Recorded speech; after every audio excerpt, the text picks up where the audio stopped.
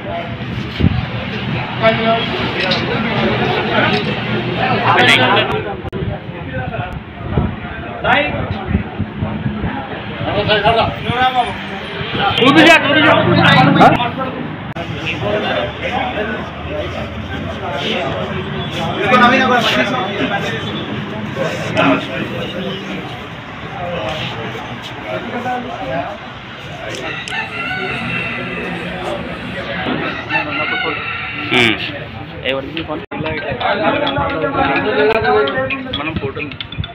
కొంచెం